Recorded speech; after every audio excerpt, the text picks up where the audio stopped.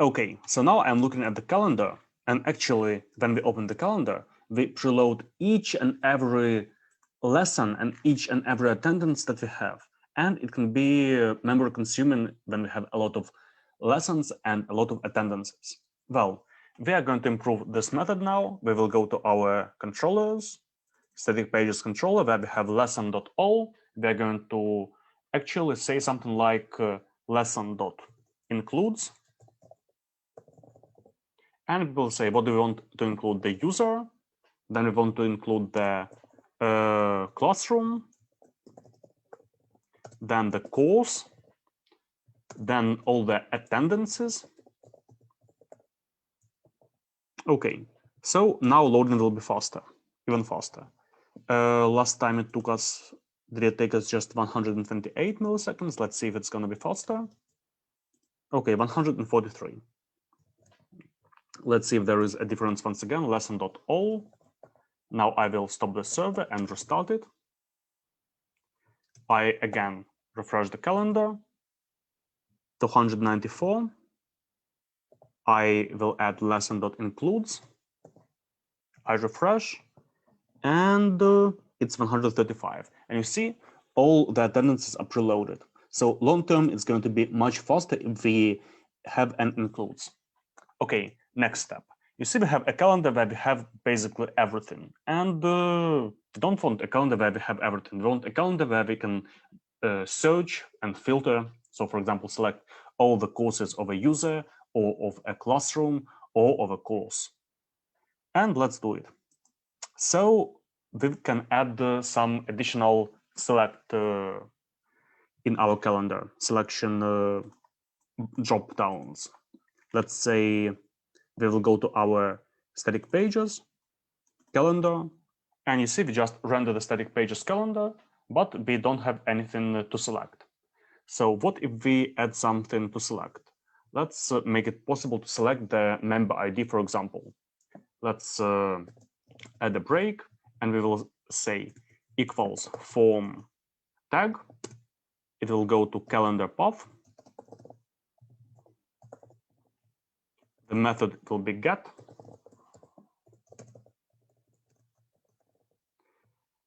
And we have do. Now we close this form tag. We will add an end statement, not to forget it. And we will have something like a select tag to select a member ID. It will be equals select tag member ID, and options for select will be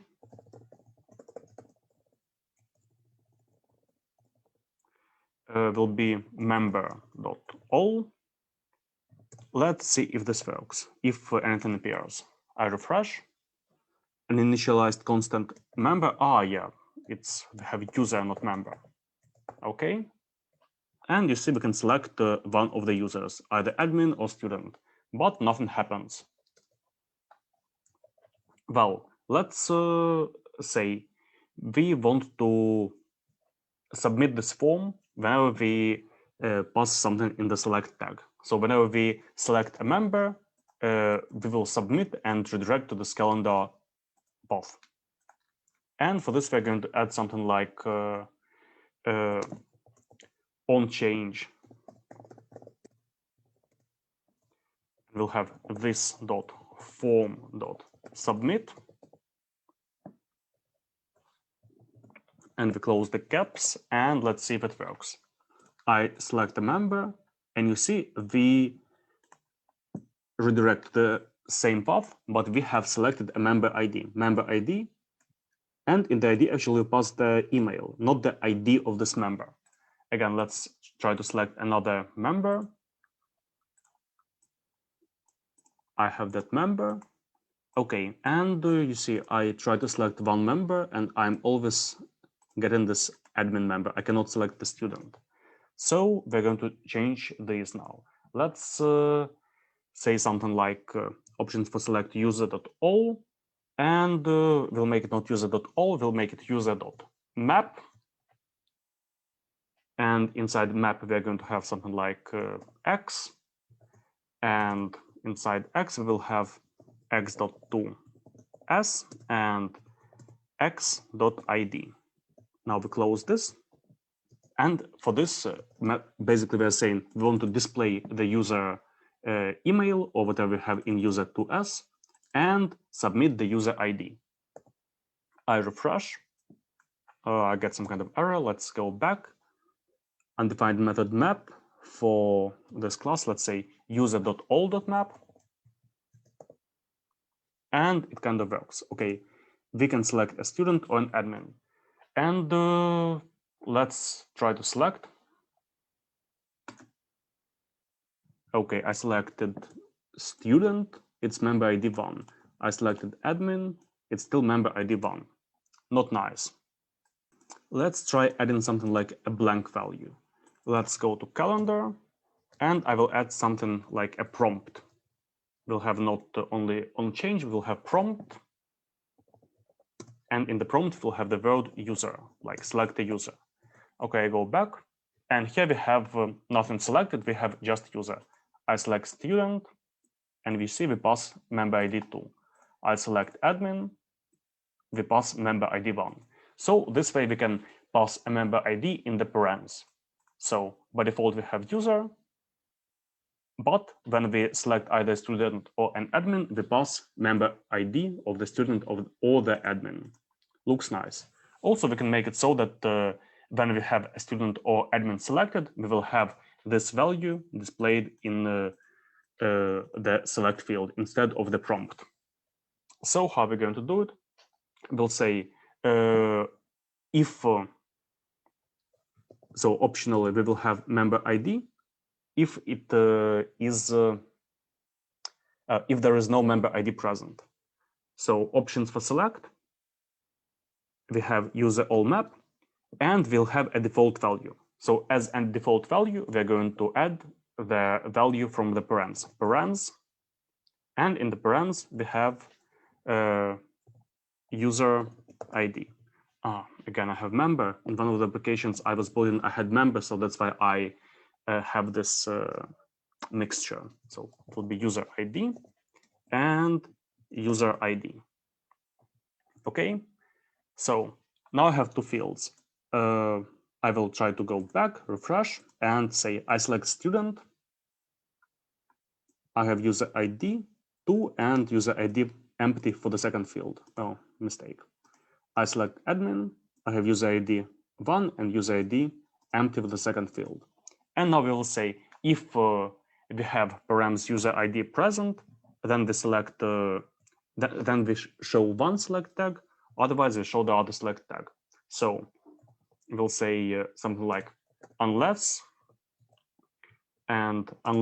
params user ID dot present,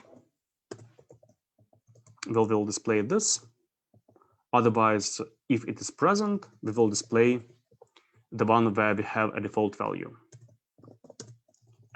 Else, and like this. Let's see if this works. Okay, I select student and I have student selected. I select admin, I have admin. I change this user ID to 2 and it changed here. So looks kind of okay. Now what have we done? We have created a form tag, and when we submit this form tag, we get redirected to the calendar path. Now, if we have a value selected, so if we have params user ID, then we show the select tag with a default value. Otherwise, we show the select tag without a default value. By default, we can select a user, we display the user ID, name or 2s, but we input the user ID. And whenever we change something in this select tag, we resubmit the form instead of having a submit button. Looks fine. Now we can also add something like a refresh button. Let's add a refresh button. So where would we add it? We can add it here, for example. So if the params are present, then we'll also have a button to refresh. We'll have link to, let's say, refresh, and will lead to calendar path. And the class will be, let's say, button small button default. Let's see if it works. It looks like I didn't close the braces. Okay, so we have this refresh button. Well, default doesn't look nice. Let's make it secondary. And we have the secondary button to refresh. Okay, and it just redirects to the calendar path where no user is selected. And now we can make it so that when we select a user ID, we see only the lessons with this user ID. How are we going to accomplish this? Well, this is going to be done on the controller level. So here we have just calendar with all the lessons, and we want to display only lessons with a particular user ID if this user ID is present. Well, let's do it like this. So we'll say if user ID is present, so we will say if params user ID is present, we will have one query for lessons. Otherwise, we will have all the lessons. Okay, something like this. So let's say if params user ID present, we will have lesson dot where user ID equals params user ID. Let's see if this works. I refresh and I try to select student. Well, now I see only student. Let's select admin. And I see only admin. I go to another page, nothing for admin. Next pages, I see admin. I refresh, I see both student and admin. I select student, I go to the future, for example, I see only student. So it works. Now we can go to the calendar page, select a user, and see only his calendar. Looks really fantastic. What have we done? We have created a form tag with a couple of select tags in our calendar, and we have updated our controller accordingly, that if there is a user ID selected in the params, then we select only the lessons with this user ID. Otherwise, we display all the lessons. And that's it for now.